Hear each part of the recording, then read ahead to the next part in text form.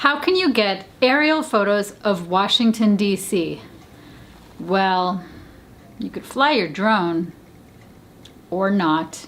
D.C. is a very strict no-fly zone. In fact, none of my drones will even launch anywhere near the city. So when I got the chance to fly in an Airbus A400M Atlas, I couldn't say no. From a photography perspective, I knew this would be an epic flight. For those of you who don't know, the A400M is a European military transport aircraft that can carry heavy loads. It is often used to transport and deliver goods, transport strategic assets like heavy vehicles or equipment, and can even be used to refuel other aircraft while in the air. I recently had the chance to fly over DC in one of these planes for an air show. My job? To take photos and videos of the flight. My day began on a Sunday at 1 p.m. when I had to meet one of the crew members at a parking lot near Dulles Airport. After that, I sat through various pre-flight meetings. We boarded the plane shortly after 3 p.m., getting ready to depart around 4.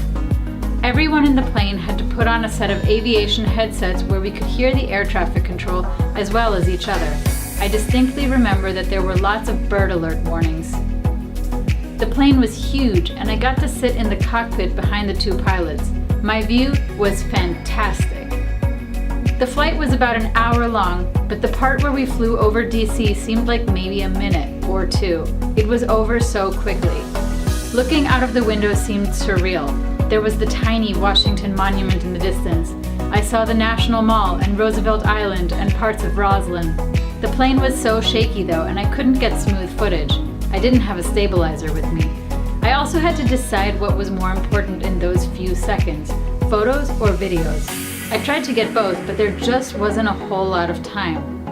As we flew back to Dulles Airport, I thought to myself, wow, how many people get to fly over the city in a military plane? Seriously, it was so cool. So thank you so much for watching this video. Once again, if you found this video in any way interesting, please give it a thumbs up and please consider subscribing to my channel. That would mean a lot to me. Enjoy the rest of your day.